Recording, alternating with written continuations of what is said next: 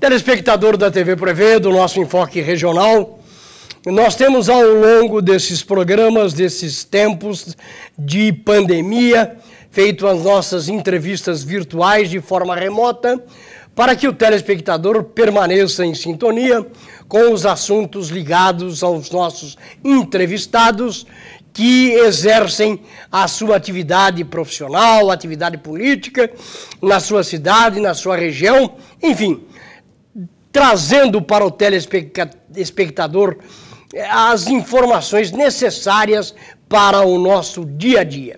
E no programa de hoje eu tenho o privilégio de trazer mais uma vez um amigo desta casa, um ex-professor do Grupo Prevê, o Tipó Laurindo, que é advogado e mestre em Direito Previdenciário.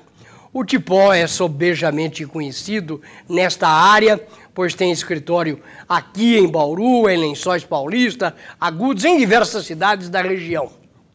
Ele, que já foi, durante muitos anos, também funcionário da própria Previdência, e, enfim, ele tem um amplo conhecimento para poder passar ao telespectador. Tipó, é sempre uma alegria trazê-lo à TV Prevê, para que você possa passar informações necessárias, principalmente aqueles que precisam deste setor de benefícios, desse Instituto Brasileiro que congrega a situação beneficiando aposentados, interessados nas atividades desse Instituto. Muito obrigado por aceitar mais uma vez o nosso convite e estar participando do nosso Enfoque Regional. Seja bem-vindo. Olá, Samuel, toda a equipe da TV Prevê, a seus milhares de ouvintes também. Para mim, sempre é uma honra estar aqui na tela da TV Prevê, como você disse. Tenho o orgulho de ter trabalhado no Grupo Prevê, sendo professor, coordenador do Núcleo de Prática Jurídica da Faculdade de Direito, né, do IESB, à época com o professor Duda à frente, e há mais de 10 anos que eu participo como colunista aí da TV Prevê. É uma alegria, é uma honra.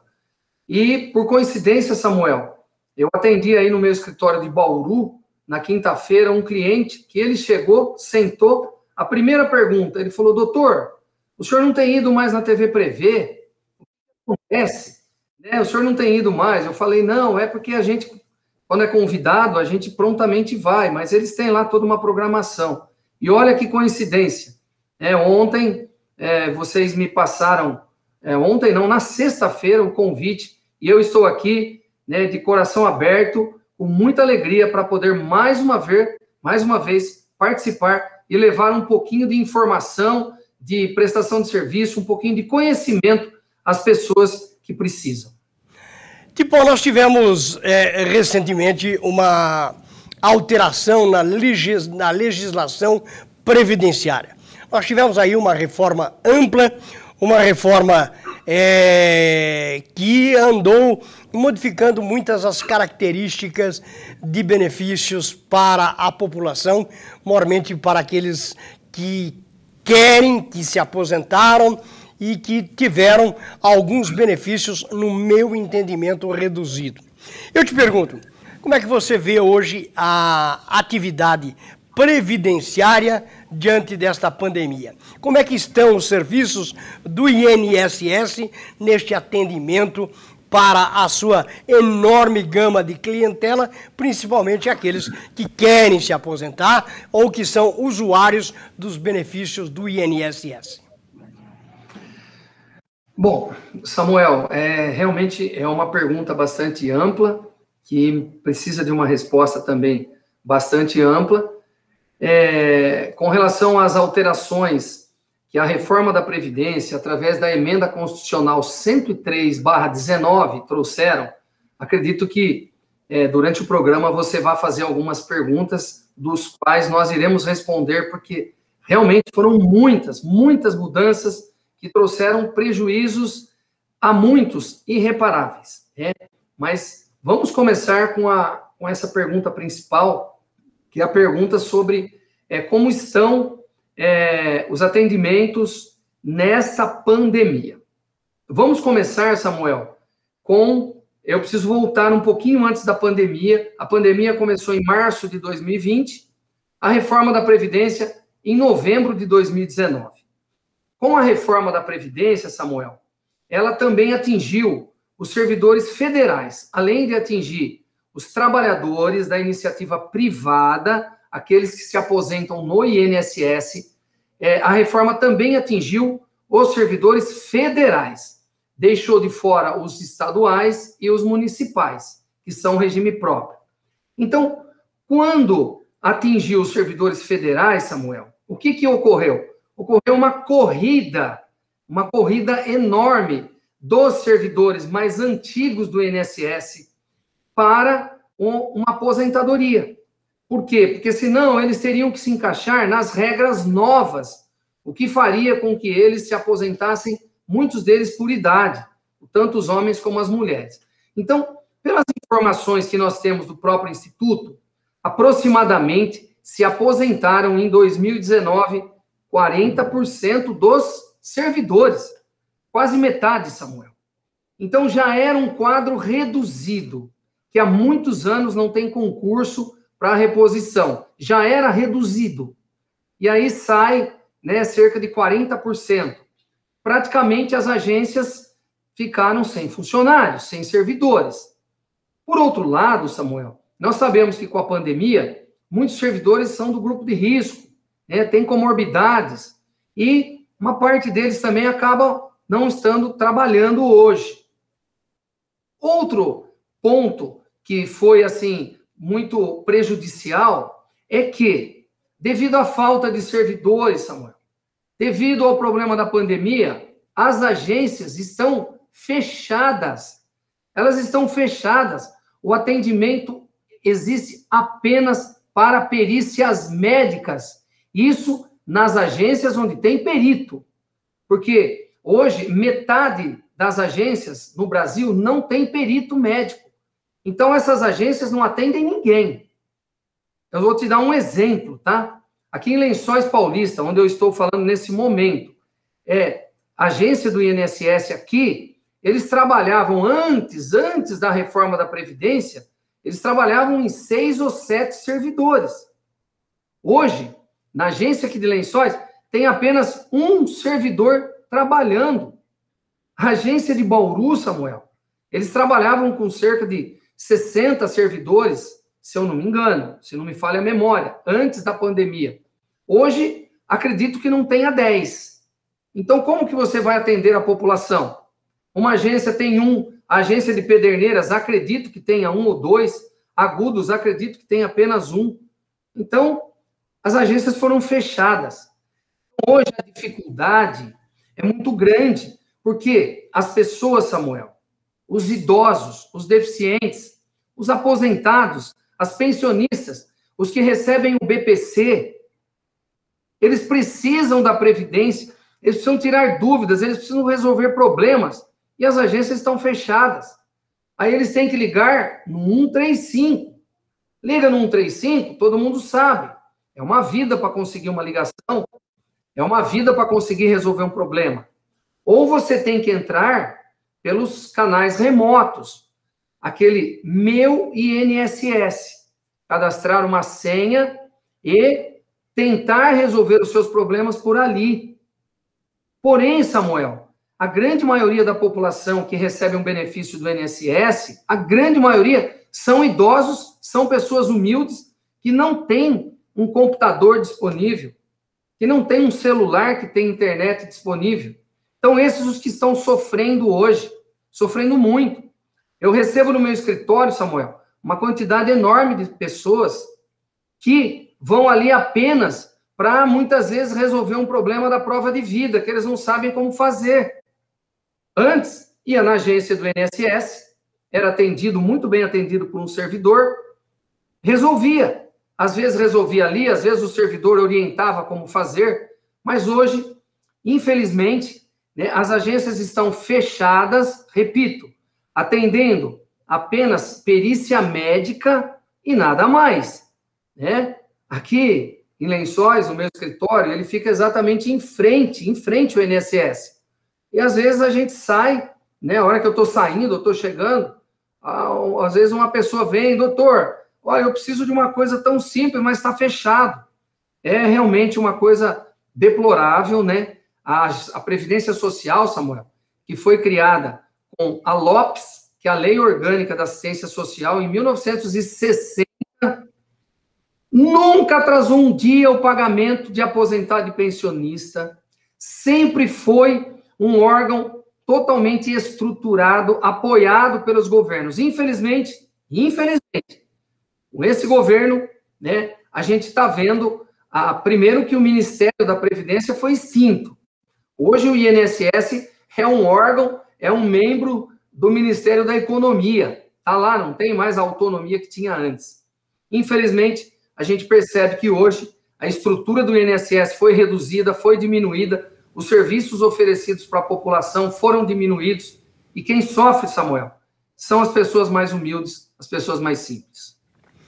Tipo, nós tivemos essa reforma na Previdência, e nós sempre discutimos, eu sempre evidenciei a você, e você sempre concordou, que o povão é que foi realmente os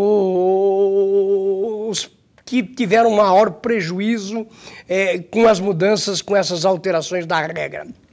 Embora que elas tivessem sido necessárias até para a vida econômica do Instituto. Agora o governo cogita estar mandando para o Congresso Nacional uma reforma administrativa que envolve os servidores e também envolve a própria previdência dos servidores. Como é que você vê? Eu não sei se você tomou conhecimento desses capítulos e dessas mudanças propostas nesta reforma administrativa, mas eu entendo, claro que em função dos direitos adquiridos, ela vai ter um efeito muito a longo prazo, ou seja, vai atingir somente os servidores que entrarem após a aprovação desta reforma. Ou seja, para trás, ninguém será atingido.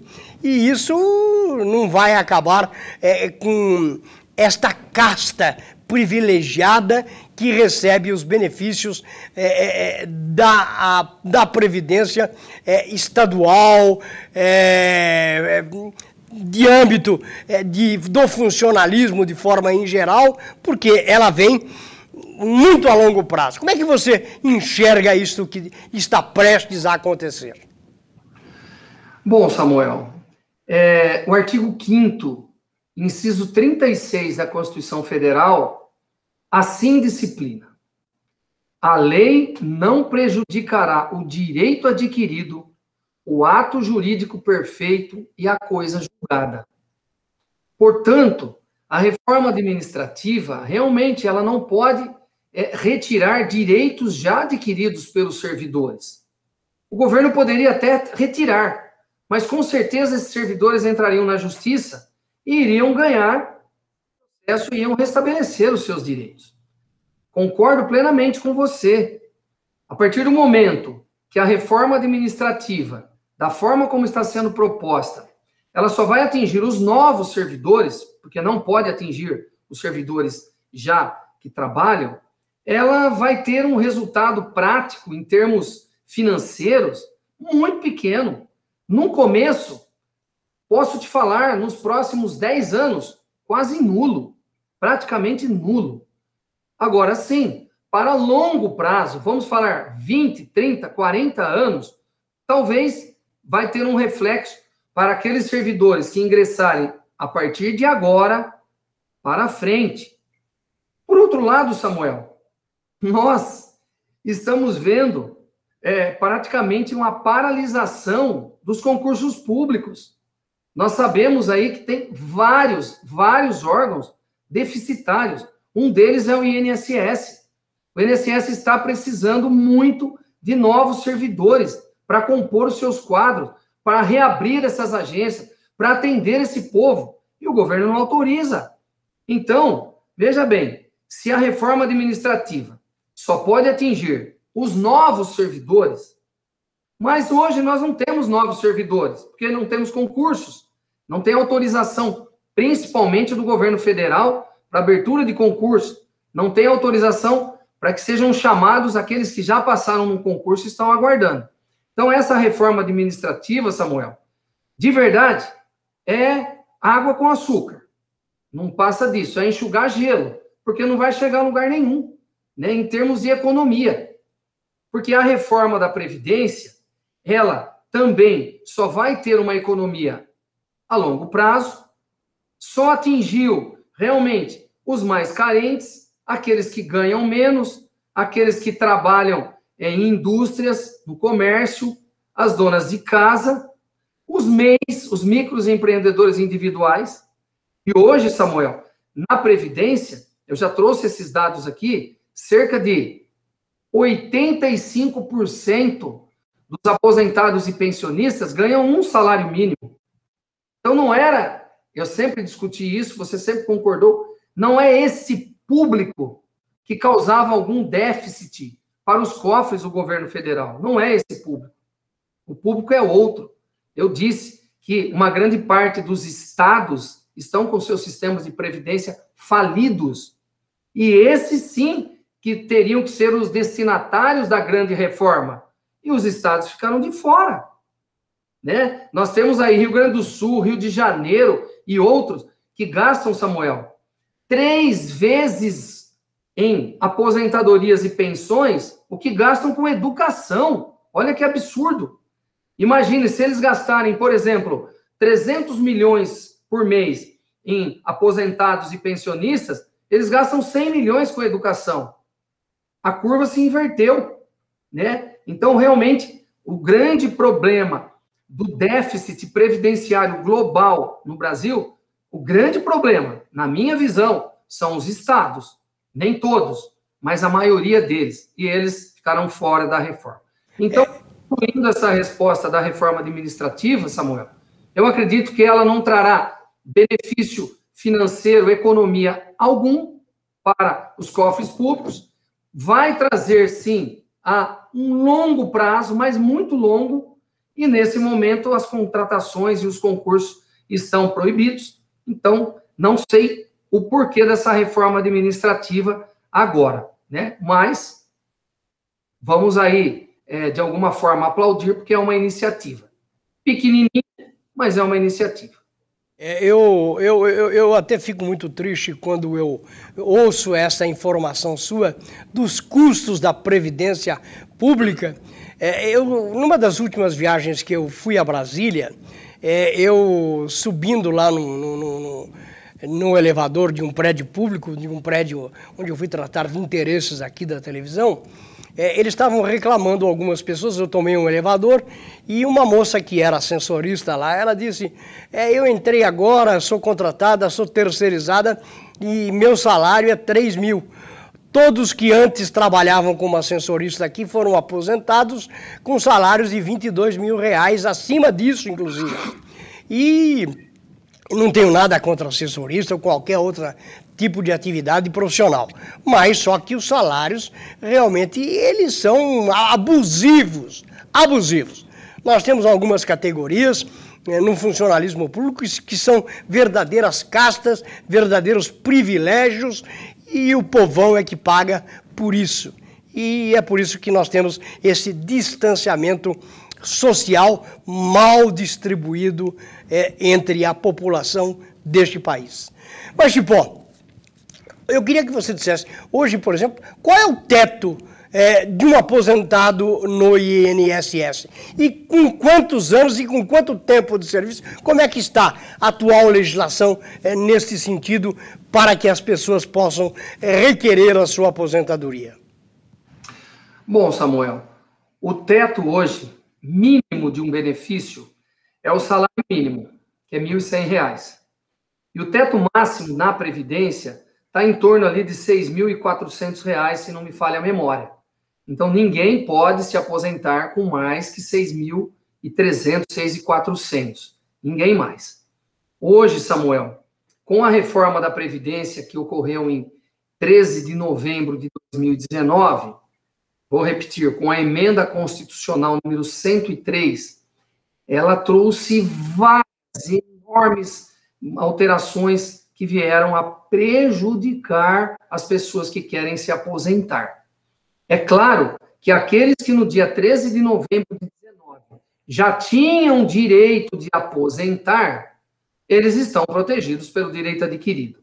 Mas quem, Samuel, faltasse ali um ano, um mês ou um dia, esse já não tem o direito adquirido, porque no dia 13 de novembro de 19, eles ainda não tinham completado o seu tempo.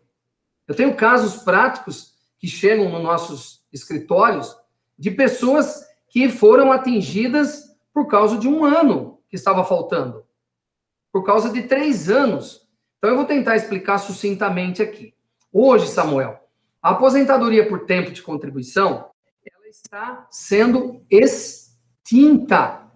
Durante os próximos anos, ela será definitivamente extinta. Por quê? Porque nós estamos já diante de 2 regras de transição. Que é a regra do pedágio de 50%, a regra do pedágio de 100%.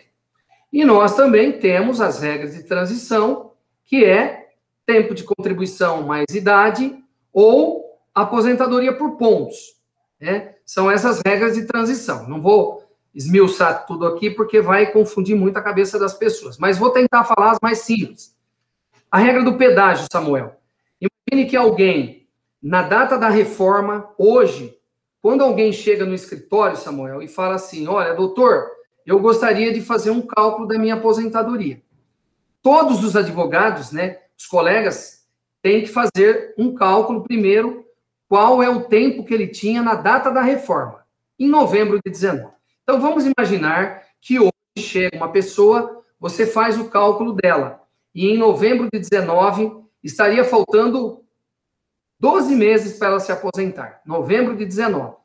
Pronto. Essa pessoa, ela caiu na regra de transição do pedágio de 50% do tempo que faltava. Então, essa pessoa, ela tem que trabalhar de novembro de 19 para frente, 12 meses que faltava, mais um pedágio de 50%, mais 6 meses. Então, 12 com 6, 18 meses. Novembro de 19, mais 18 meses, nós vamos estar caindo agora, em maio de 2021. Essa pessoa, independentemente de idade, ela vai se aposentar em maio de 21. Portanto, para quem faltava um ano lá em 19, trabalha esse um ano e paga mais um pedágio de 6 meses e se aposenta. A outra regra, 100%. Imagine alguém, Samuel, que chegou lá em novembro de 19, faltando 3 anos. Então, quem faltava menos de 2 anos, para os 35 anos, no caso, um homem, ou dos 30 anos, uma mulher, paga o tempo que faltava, mais 50% de pedágio, e não tem idade mínima. Mas, para homens e mulheres, que na data da reforma em 2019, faltava mais de 2 anos, mais de 2, para completar os 30 anos mulher ou os 35 homens, Samuel, aí a coisa apertou. Como dizia meu pai, aí a botina está apertada, Samuel. Por quê? Esses vão cair numa regra violenta. Imagine alguém, Samuel, um homem de 50 anos de idade, e que na data da reforma em 2019 faltava 3 anos para 35 anos. Ele tinha 32 anos completo, faltava 3. Esse vai ter que pagar os 3, agora a regra é 100%, mais 3 anos de pedágio, então são 6. Porém, Samuel, ele tem que cumprir uma idade mínima de 60 anos de idade. Olha o que aconteceu na vida de um homem que tem 50 anos e que faltava 3 anos na data da reforma. Ao invés de 3, ele só vai aposentar com 60, ele vai ter que trabalhar 10.